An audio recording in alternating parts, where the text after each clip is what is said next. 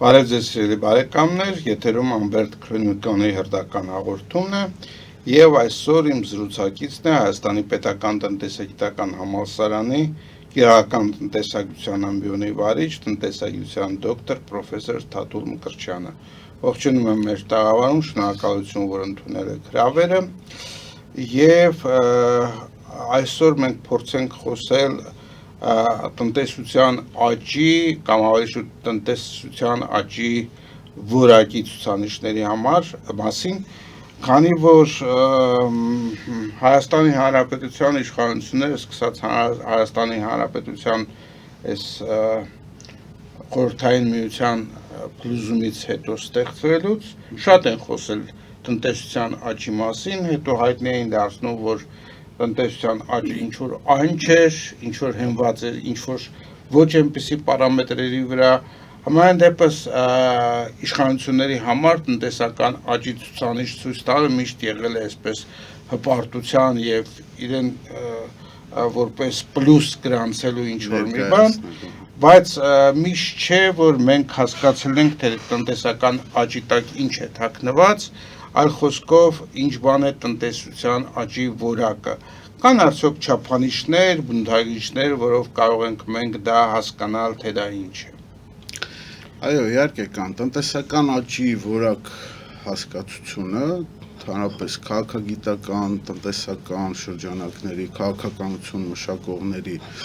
ուշադրության կենտրոնում սկսեց հայտնվել դեռևս 20-րդ դարի երկրորդ կեսից, երբ մի շարք երկրներ աշխարհում ունենալով բավական երկար ժամանակ 10, 15, 20, 30, 40 տարի դինամիկ կայուն աճի տեմպեր չկարողացան հաղթահարել այնպիսի խնդիրներ, որոնք դրված էին այդ աճի ապահովման քաղաքականության թիրախներում։ Դրանք աղքատության հաղթահարում կամ աղքատության մակարդակի նվազեցում, սոցիալական անհավասարությունների մեղմում, եկամուտների մակարդակի բևեռացման մակարդակի մեղմում եւ խնդիրը առաջացավ պարզել ինչու աճող տնտեսությունները կամ տնտեսական աճը, որը պլանավորվածից հավասար է, ավել է կամ մի քիչ պակաս է, այնուամենայնիվ չի բերում այդ խնդիրների լուծմանը եւ սրանք դարձան տնտեսական աճի որակի կամ ասենք այսպես աճի բաղադրության, աճի կառուցվածքի ուսումնասիրությունների պատճառ, այնուամենայնիվ աճի տնտեսական աճի որակի վերաբերյալ պատկերացումը ներառում է շատ ավելի լայն հարցերի շրջանակ, քան իմ նշածներն են, որովհետև տնտեսական աճի որակի վերաբերյալ ցուցանիշների, չափանիշների համակարգը ժամանակակից ընկալմամբ ավելի մեծ է։ Դա ներառում է աճի ներառականությունը, աճի էկոլոգիական կոմպոնենտը, աճի ինստիտուցիոնալ կոմպոնենտը, աճի կայուն տնտեսական աճի ապահովման, աճի տարածքային եւ ոլորտային կառուցվածքները եւ այս առումով տնտեսական աճի որակը ձեր հարցին պատասխանելը, եթե փորձեմ կարճ պատասխանել, հետեւյալն է, եթե տնտեսական աճի քանակական ասպեկտը պատասխանում է որքան է աճում տնտեսությունը, ապա աճի որակի կոնտեքստը պետք է պատասխանում է երկու հետևյալ հարցերին. ինչպես է աճում տնտեսությունը, այս դեպքում միգուցե տեղին է նաև ասել, որքան արդյունավետ է աճում տնտեսությունը, որը ունի իր մեծ ցուցանիշների համակազմը, եւ երկրորդ հարցը ինչպես է այդ աճը դրսևորվում, հասարակության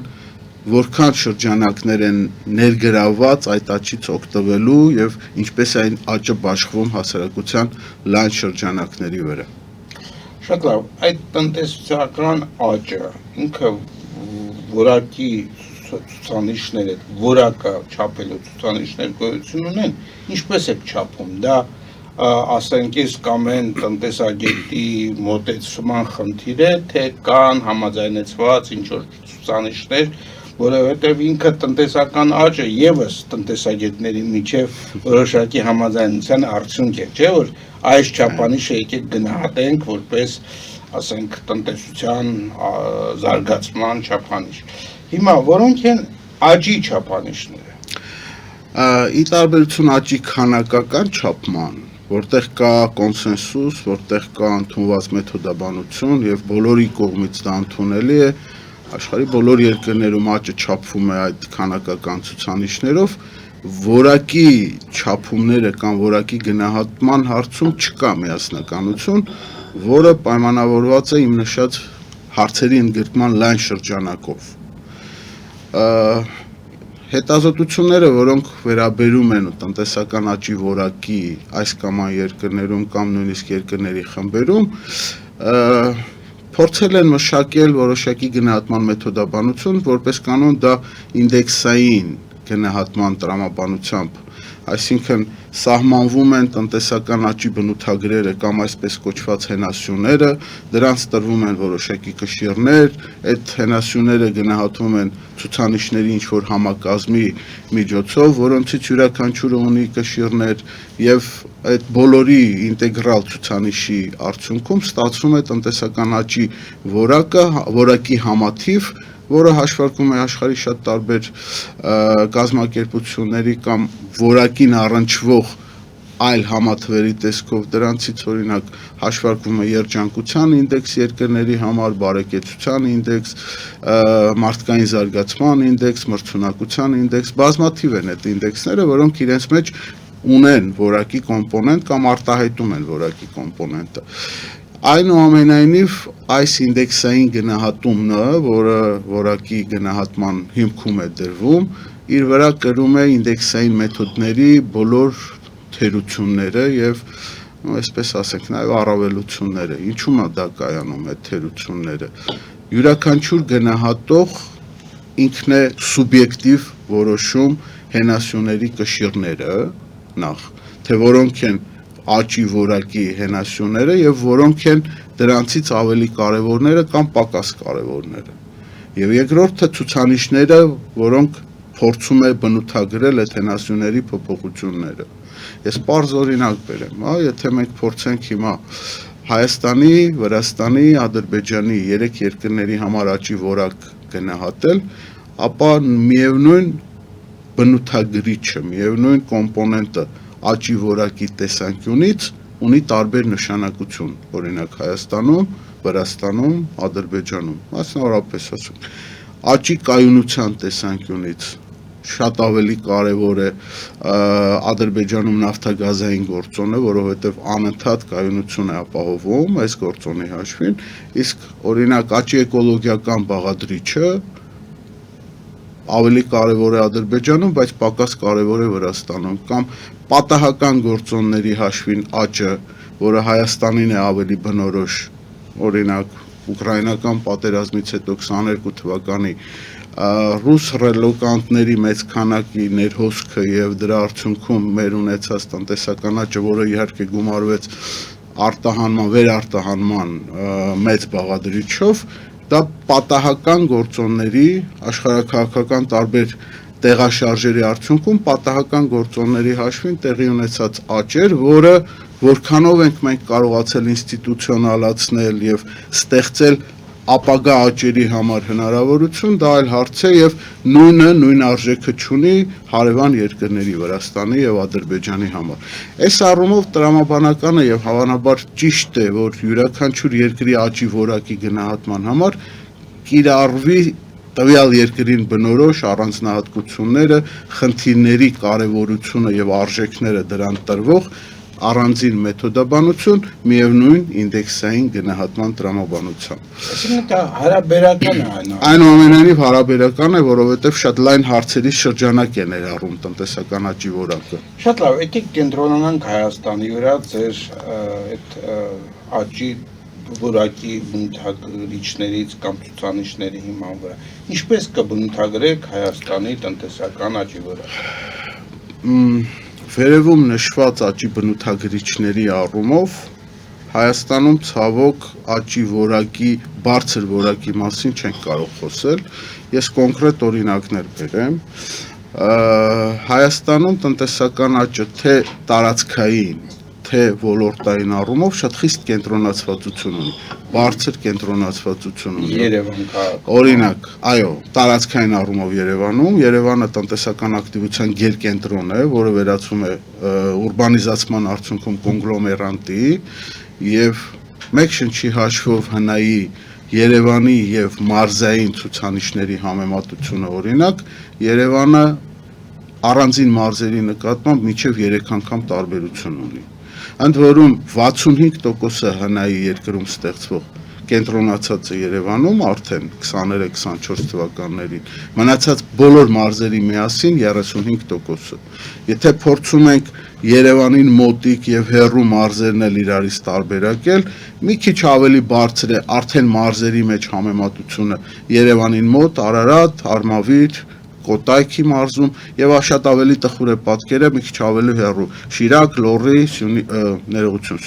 Սյունիքը առանձին է, Վայոց ձորի մարզում, ինչու է Սյունիքը առանձին, Սյունիքում կա հանքարդյունաբերության ակտիվությամբ պայմանավորված բարձր մակրոցուցանիշներ, բայց եթե ներմարզային մակարդակում ենք նայում, այդ ցուցանիշներն առավել կենտրոնացած են Մեղրի, Քաջարյան, Կապան մասնակի, որտեղ հանքարդյունաբերությունը առավել կենտրոնացված է։ Օրինակ համեմատությամբ Գորիս եւ Սիսիան համայնքների, մյուս համայնքներում շատ ավելի բարվոք է վիճակը։ Եվ ներողություն, երկրորդ կոմպոնենտը ոլորտային կենտրոնացվածությունն է։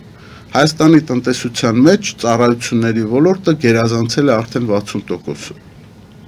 Այսինքն Հայաստանի տնտեսության շարժիչը դարձել է ծառայությունների ոլորտը։ Եթե փորձենք այդ ծառայությունների ոլորտն էլ մասնատել, թե որոնք են, դրանք մի ձեռքի մատների վրա հաշվող ծառայություններ են։ Ֆինանսական միջնորդություն, խաղային ծառայություններ, ամենատարբեր վիվառոներ եւ մի քանի այլ ծառայություններ, որոնք որ մեծ մասնաբաժին են ապահովում եւ տնտեսության եւ հետեւաբար նաեւ աճի։ Այս խնդիրը խոցելի է դարձնում տնտեսական աճը, որովհետև այլ ոլորտները, դասական ոլորտները, գյուղատնտեսություն, արդյունաբերություն, որտեղ բավականին մեծ զբաղվածություն կա եւ նաեւ գյուղական բնակավայրերին է բնորոշ այդ գործունեությունը, տնտեսական ցուցանիշի, տնտեսության մեջ մասնաբաժնի նվազում է բերում եւ դրանով ստեղծվում է անհավասարություն ծառայությունների ոլորտում ստեղծող աշխատող զբաղված մարդկանց կենսամակարդակի արդյունաբերության եւ առավել խոցելին գյուղատնտեսության ոլորտում զբաղվածների կենսամակարդակների աշխատավարձի զբաղվածության, այսինքն հետևանքային խնդիրներ են առաջանում։ Դրանք ընդամենը երկուսն են իմ բերած ասպեկտները, բայց աճի որակի խոցելիության տեսանկյունից, օրինակ խոցելի է նաև էկոլոգիական կոմպոնենտի տեսանկյունից տնտեսական աճը։ Շատ ենք խոսում Երևանում օդի մաքրության մասին, որպես տնտեսական ակտիվության կենտրոն, արդեն դա վկայում է, որ ոչ այնքան որակյալ է այդ աճը, որը որ ստեղծվում է։ Հետո կա նաև աճի այլ գործոններ, ես պատահական եւ կայուն աճերի մասին խոսեցի, որքան ինստիտուցիոնալ է աճը, որքան ներառական է աճը։ Այս բոլոր առումներով Հայաստանի տնտեսական աճի քանակական ցուցանիշները, եթե մի կողմ դնենք, փորձենք միայն որակի տեսանկյունից դրանք դիտարկել, ապա ցավալի է վիճակը, տխուր պատկեր ենք ունենում, որովհետև այդ նույն անհամամասնությունները կառուցվածքային, տարածքային, ոլորտային բերում են նաև իրենց հետևից աղքատության մակարդակների էական տարբերությունների,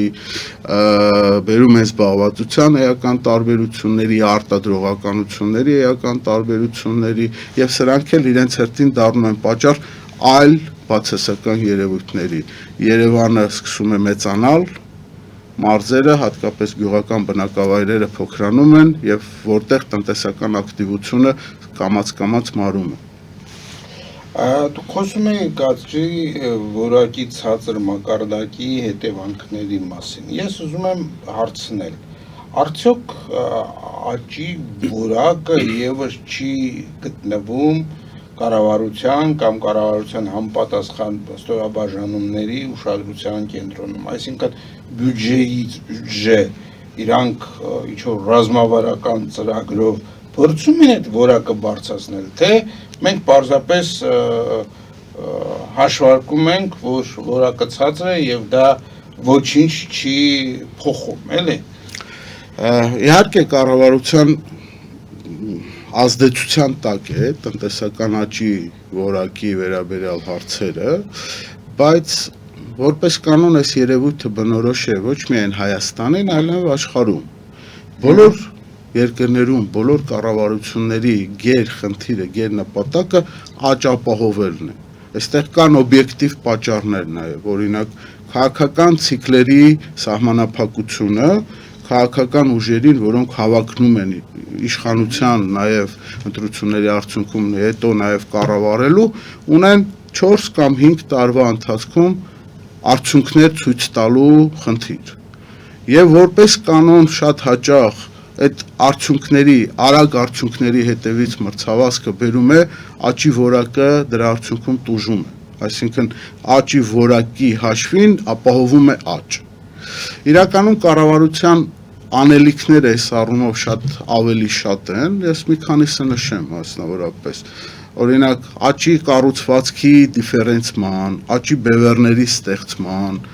առանձին մարզերում ելնելով իրենց սպეციფիկայից, բնական ռեսուրսներից, մարդկային ռեսուրսներից, տարածքային աշխարհագրական դիրքից որոշակի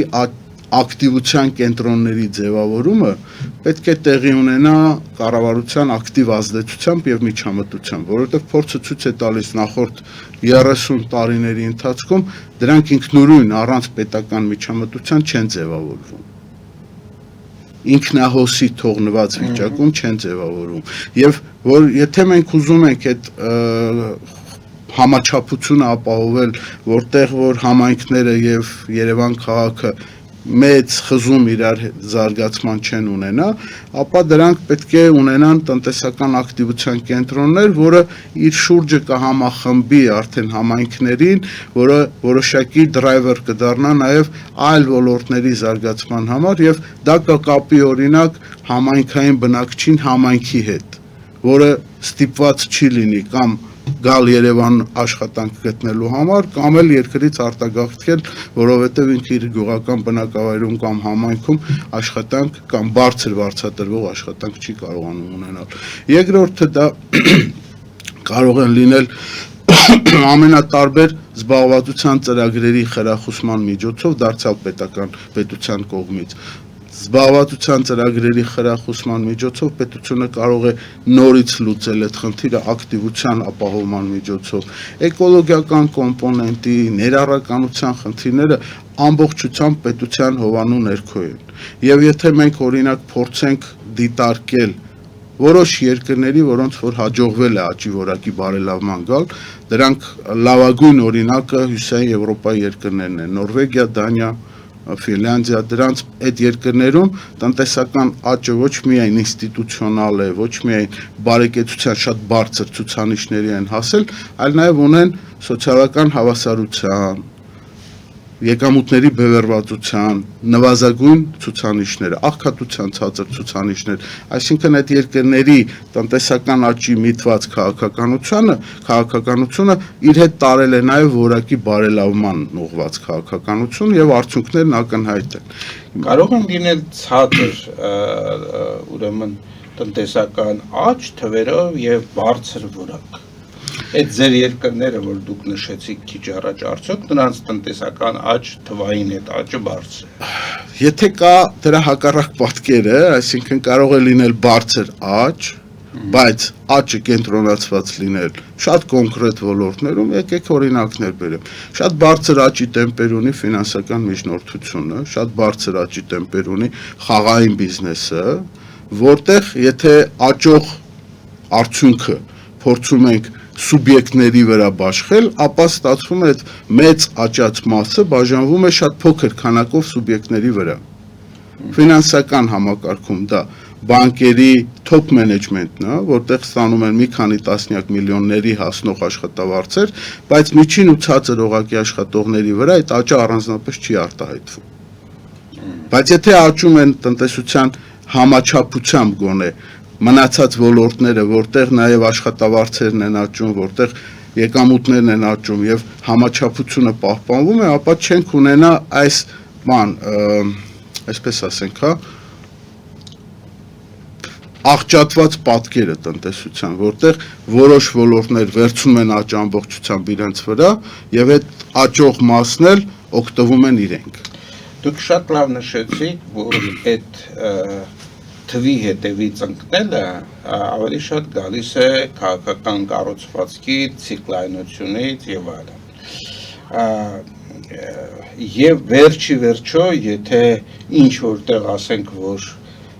իշխանությունները տարբեր երկրների պատասխանատու են այդ թվերի առումով, որակի առումով կարծես թե պատասխանատվություն կարող են վերցնել միայն այնքանով, ինչքանով իր ծրագրի մեջ ներառեն բաները եւ հասարակությունն հասկանա, որ դա ավելի կարեւոր է, քան այնտեղ 1%-ի ավել լինելը։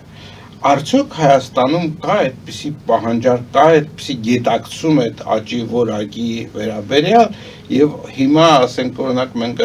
մտնում ենք եսանախնդրական տարի եւ տարբեր քաղաքական կուսակցություններ ծրագրեր են առաջարկելու։ Արդյոք այդ ծրագրերում դուք հաճախ եք հանդիպել այդ աճի որակի մասի որոշակի պարտավորություն։ Տեսեք, աճի որակը ինքը մասնագիտական հանրույթի քննարկման առարկա է, իսկ ձեր նշած նախընտրական գործընթացներում, նախընտրական ծրագրերում աճի որակ, եթե փորձեն նույնիսկ քաղաքական միավորումները փորձեն ներկայացնել, ապա դա հասանելի է դառնում ոչ լայն զանգվածներին։ Հետևաբար, հավանաբար ճիշտ պետք է լինի եւ իշխանությունների կողմից իրականացվող այնպիսի ցուցանիշների թիրախավորումը, որոնք որ արդյունք են աճի որակի բարելավման, օրինակ աղքատության մակարդակի նվազեցումը, օրինակ թոշակների բարձրացումը, որը վերաբերում է հասարակության մի մեծ շերտի, որը տնտեսական աճին խոշոր հաշվով արդյունքի ստեղծմանը չի մասնակցում, բայց վերաբաշխողական գործիքների միջոցով ինքը պետք է ստանա այդ արդյունքից։ Եվ քաղաքական,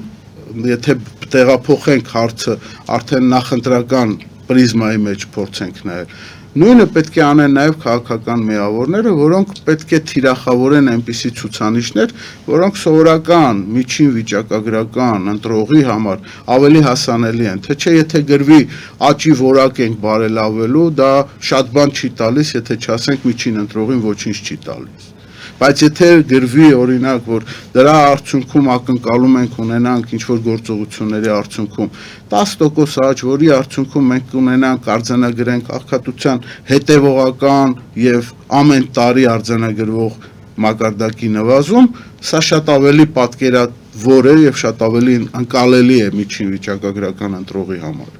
քան թե որակի վերաբերյալ նույնիսկ շատ։ Ես ուզում եմ կրկին ընդգծել պետության դերը, ուրեմն այդ աղքատության մակարդակը իջեցնելու հարցում, սա աճի որակի հետ ուղղակի առնչություն ունեցող խնդիր է։ Ունեն հստակ գործողություններ պետական մարմինները այս խնդիրը լուծելու, ունեն մեխանիզմներ այս խնդիրը լուծելու, եւ արդյոք այս խնդրի լուծումը